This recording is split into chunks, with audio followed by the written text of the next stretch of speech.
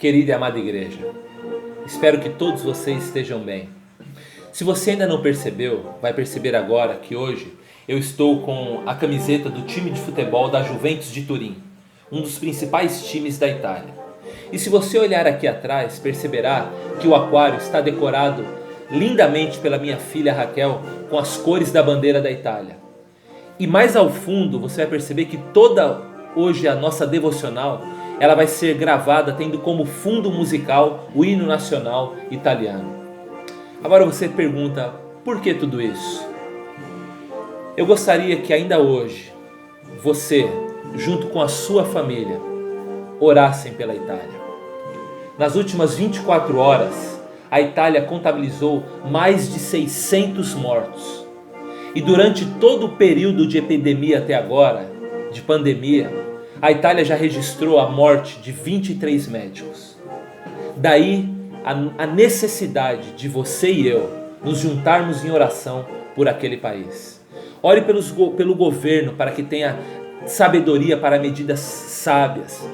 Ore pelos profissionais da área da saúde, os médicos, enfermeiros, recepcionistas, para que tenham proteção do Senhor. Ore por aqueles que estão acamados, internados, para que tenham cura. E ore pelos seus familiares para que sejam consolados. Ore para que Deus cuide e proteja os italianos. Junte-se a mim nessa oração. Se você tem prestado atenção, os dias eles não estão nada fáceis. Hoje eu assistia um jornal da Globo News e eu ouvi a repórter dizer que as pessoas estão com medo. Medo de perder emprego, medo de não terem o que comer, medo de ficarem doentes, medo de morrerem, medo de que parentes e familiares seus queridos morram. Em suma, as pessoas estão com muito medo e com muita ansiedade, infelizmente. Nessa manhã de terça-feira, eu quero continuar a conversar com vocês sobre o assunto da saúde mental. Algo importantíssimo nesses dias de quarentena, nesses dias de pandemia. É importante nós continuarmos a falar sobre o assunto da saúde mental. Repetindo um pouco do que eu disse ontem, uma das preocupações de Paulo para com a igreja de Filipos era para que os membros daquela igreja não desenvolvessem ansiedade e estresse mental. Paulo separou parte do capítulo 4 de Filipenses para tratar desse assunto da ansiedade, do estresse mental por parte da membresia da igreja. E para isso Paulo fez algumas recomendações. Conforme vimos ontem, uma das recomendações foi para que as pessoas aprendessem a pensar de forma correta, para que aprendessem a pensar o que é verdadeiro, para que enchessem suas mentes daquilo que era verdadeiro e daquilo que era amável. A outra recomendação que Paulo deu à igreja de Filipos, para que as suas mentes não fossem drenadas pela falta de alegria, para que suas mentes não fossem drenadas pela falta de esperança, para que suas mentes não fossem drenadas pela ansiedade, Paulo fez a recomendação para que eles se dedicassem às orações e às ações de graças. Veja o que Paulo disse: não andem ansiosos por coisa alguma, por nada, mas em tudo, pelas orações e súplicas e com ações de graça, apresentem os seus pedidos a Deus, e a paz de Deus, que excede todo o entendimento, guardará o coração e a mente de vocês em Cristo Jesus. Tempos difíceis exigem medidas de orações e ações de graça. Repito, tempos difíceis exigem medidas de oração e ações de graça. Divã não é coisa nova. Não é coisa dos últimos séculos trazidas pelas escolas de psicoterapia. Divã é coisa antiga. Quando Paulo disse à igreja de Filipos para que não andassem ansiosos por coisa alguma, mas em tudo, pelas orações e súplicas e com ações de graça, apresentassem seus pedidos a Deus, Paulo ele estava encorajando as pessoas da igreja para que vissem Deus em toda a sua glória, em toda a sua majestade, em toda a sua força, em todo o seu amor, em toda a sua sabedoria, como o grande psicólogo da alma humana. É por isso que ele disse: não andem ansiosos por coisa alguma, mas em tudo, por orações, súplicas e ações de graça, apresentem os seus pedidos a Deus. E a oração, e as ações de graças e as súplicas, elas entram nisso como um dos principais meios, uma das principais ferramentas para conectar o ser humano ansioso a um Deus de paz. Segundo Paulo, oração, súplicas e ações de graças são formas poderosíssimas para conectar o ser humano ansioso e medroso a um Deus cheio de paz e alegria.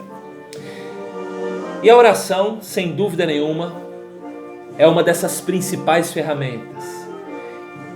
E sem dúvida também nenhuma, uma das formas mais poderosas e terapêuticas para nos conectar a Deus em tempos difíceis. Você lembra de Ana, quando estava amargurada por causa da sua infertilidade? O que ela fez para que a sua ansiedade fosse embora? Ela orou ao Senhor e Deus o ouviu. E Deus deu a Ana um filho que se tornou um dos principais profetas da história de Israel. Deu a Ana Samuel.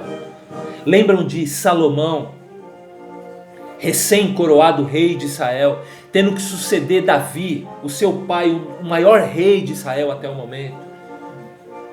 Salomão foi tomado por medo e ansiedade de não dar conta do recado de administrar um reino. O que ele fez? Ele orou ao Senhor e Deus o ouviu. E Deus deu sabedoria a Salomão. Se tornou um dos reis mais sábios da história. Lembram de Jonas? Quando estava com medo, preso no ventre de um grande peixe, por causa de uma decisão errada que ele havia tomado. O que Jonas faz? Ele se arrepende e ele busca a Deus por meio da oração, e Deus o ouve, Deus o livra. Se lembra de Jesus Cristo?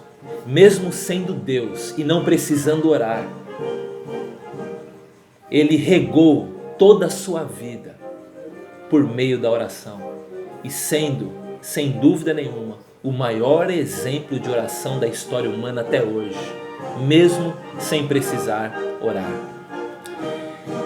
Nizam Guanais, um dos maiores publicitários do Brasil, em uma de suas colunas na Folha de São Paulo, algum tempo atrás, ele disse o seguinte acerca da oração: sem a oração e a meditação, a gente desembesta a fumar, a beber, a tomar Rivotril, desembesta a sofrer e a passar noites acordados, desembesta a pensar com o fígado ao invés de pensar com a cabeça, com o coração e com a alma. Se você está ansioso, ou se você não quer ficar ansioso e com medo, eu quero dizer para você que a oração é uma das melhores formas para se evitar esse estresse e essa pane mental que tem assolado as pessoas. Agora olha aqui para mim. A fim de evitar a ansiedade, o medo e o pânico entre a membresia da igreja de Filipos, Paulo deu uma outra recomendação junto com a oração. Olha o que ele diz: não andem ansiosos por coisa alguma, mas em tudo, pelas orações e súplicas, com ações de graças, apresentem os seus pedidos a Deus. Presta atenção.